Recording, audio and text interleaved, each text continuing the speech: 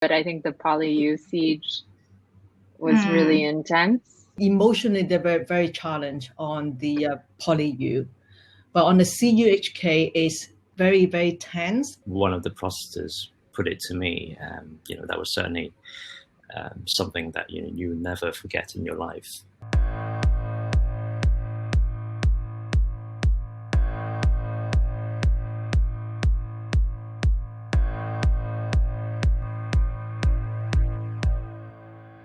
I think the PolyU siege was really intense for me. That was probably the climax of the protests for me last year.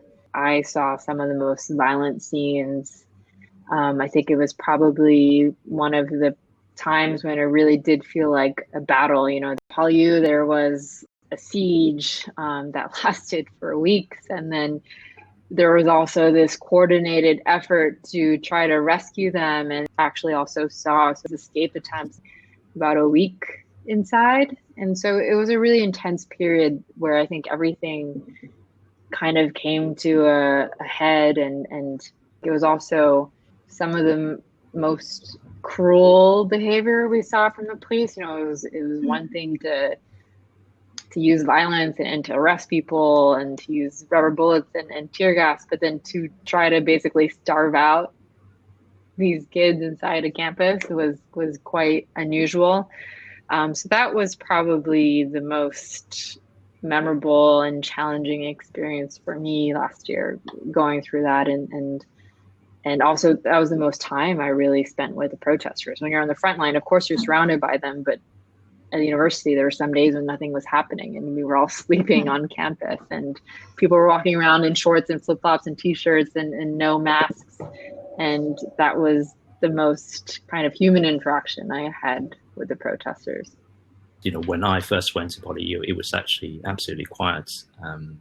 I remember that week I'd had several visits to the different universities and to look at, how students had managed to fortify a lot of them, including City U, including Baptist U, and then Hong Kong U. Until, towards the end of the week, most of the universities have emptied out. And, the only university left was PolyU, and I went in, I take a couple of images of prosecutors or students clad in black cleaning, the swimming pool or broken glasses. I think it was, that's to me was the most memorable part, was that everyone was thinking that's the end of it. All the universities are now evacuated. Everyone is cleaning up everything. They were getting rid of the sort of Molotov cocktail, putting them, into different places, cleaning up the broken glasses, removing a lot of the, barricades within the campus. And then, police coming in. So I think for me, that was the most memorable moment, just, that part when people were about to move out. I think emotionally, they were very challenged on the PolyU.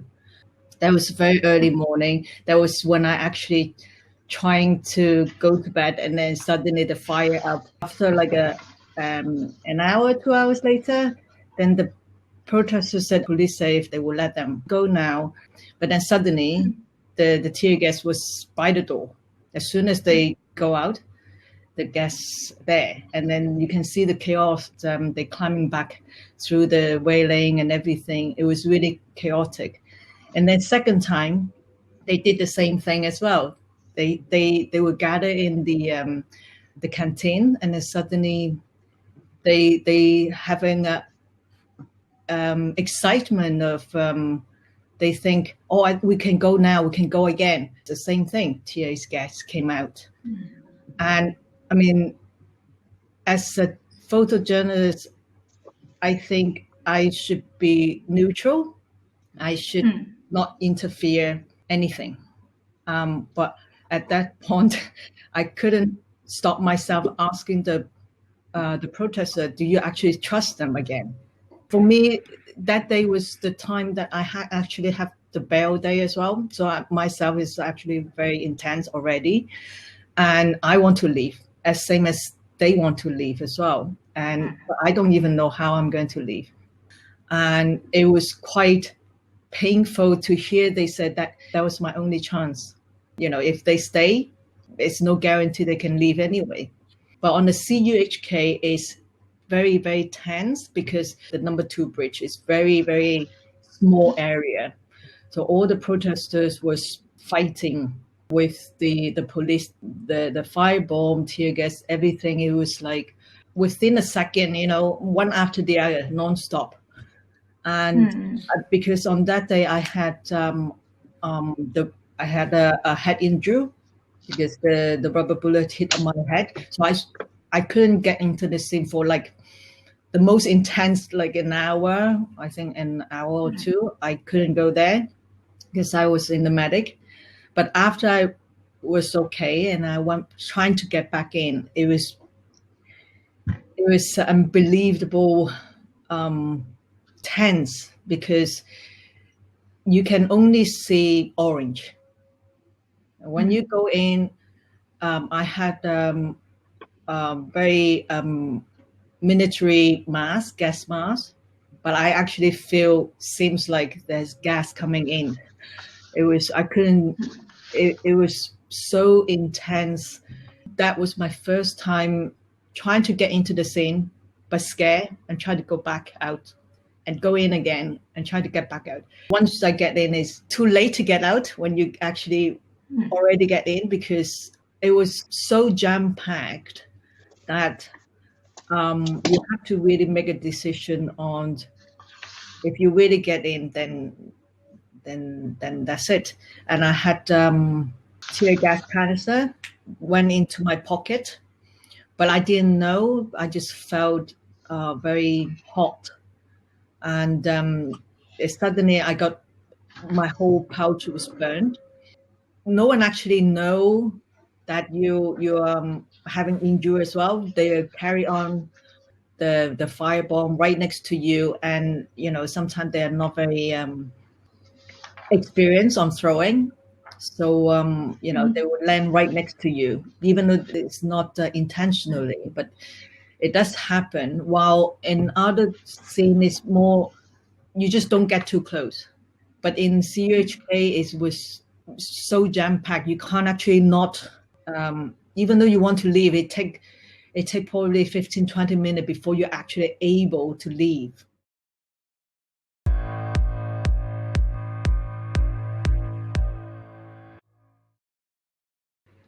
No one actually want to just go out for a few minutes and then get arrested.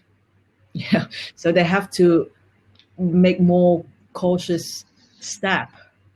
I mean, going to the shopping mall to do the singing and chanting, I don't see any problem. They're not actually making any harm on anyone. I would say the day that when I was in Shatin, the shopping mall, it was a little suppressed on the freedom of speech, basically.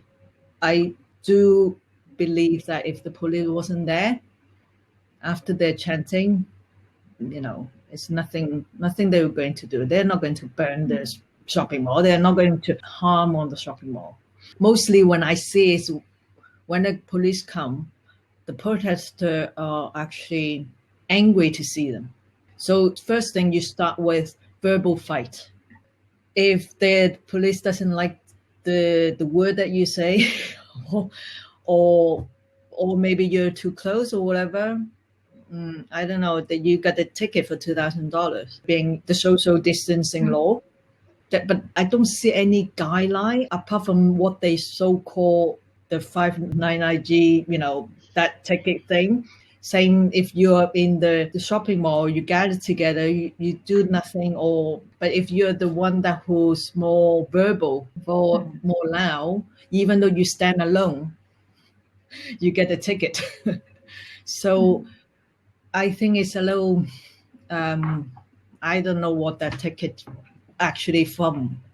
For the protesters, I think I think my observation is that the scale seems to have come down when it comes to violence, but the way that it's being conducted seems to have been changed as well. You probably be looking forward to seeing smaller groups committing more sort of radical acts, rather than having the sort of regular protests normally see.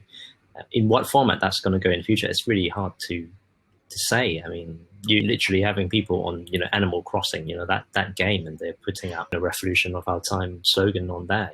Can it turn into a sort of e-format of protest? I think all possibilities are open. Politically speaking, we've still yet, to see what will actually happen. I think it would have been a quite a good political move if the government decides not to do anything that can potentially irritate the people, especially the protesters or the pro-democracy people. But I think that would be too difficult for them to resist, that temptation that they feel like now that they can actually have the power or the authority to be able to bring back a lot of the stuff. For example, now we're talking about Article 23 again. So they are in a comfortable position.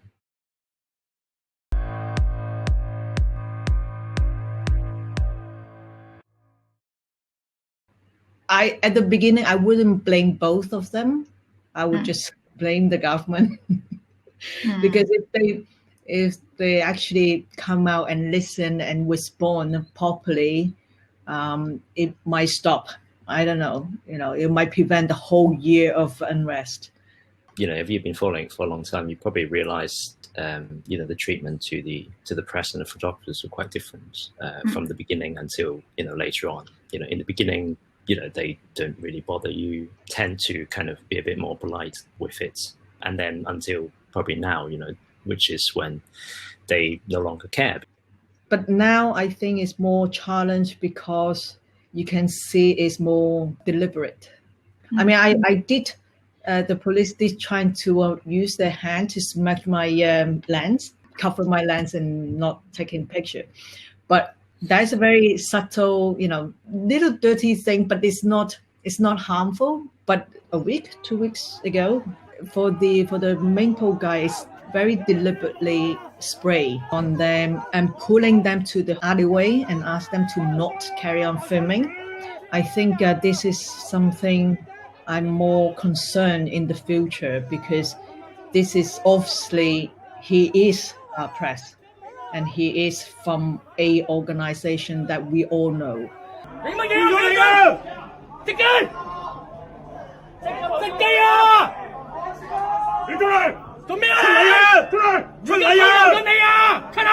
Looking at how the process has started, this summer, as we talk about Ming Pao and their journalists being taken to a sort of like a dark alley, that's something that's not good for a start. To be honest, I really don't understand why is there a need to take someone into a dark alley. The last time that I was asked to go into a dark alley or to go anywhere away, from the public was, when I was traveling in Central Asia, and the police tried to ask me for an extortion. I don't see there's any reason why people need to be taken out of sight to be dealt with by the authorities, unless you've actually got something to hide. 有冇問題啊你？你係咪香港人嚟㗎？嚇？記者唔係大晒㗎，同你講。身份證。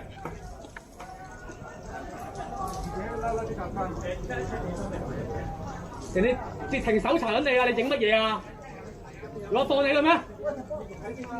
點解我放你啊？認我喂！除口罩。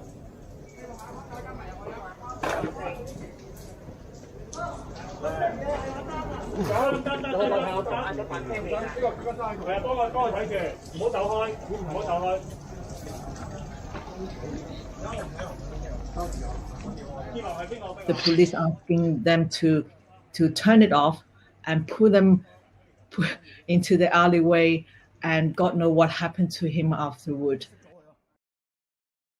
One challenge for me last year was the online harassment, because I'm active on social media and I do text reporting as well.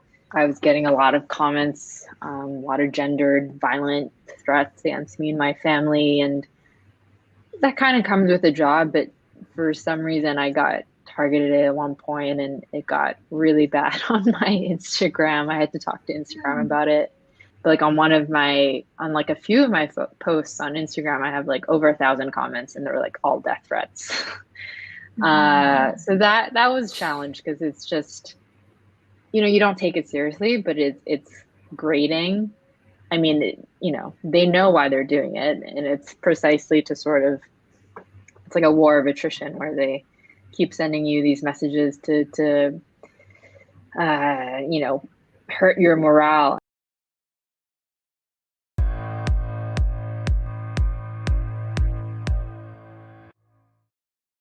Not even just the violence. I think their attitude worse and worse over time. And it's so enraging as a Hong Konger. I'm liable to the same laws and I am in the same society and they're supposed to protect me just as much as anyone else. And to see them, I mean, it was just so petty and unprofessional. It was almost even worse than the violence because it's just so immature and to violence, it's almost easier to justify, right? Like the police, you can always argue that it was to control the protesters, the situation was getting out of hand. Like you can make up an excuse quite easily, but for the things that came out of the police's mouths and some of the things that they did that were so petty and unprofessional, there's really no excuse for, and shows possibly more than a lot of the violence that they really are acting with impunity. And you kind of feel powerless in that situation because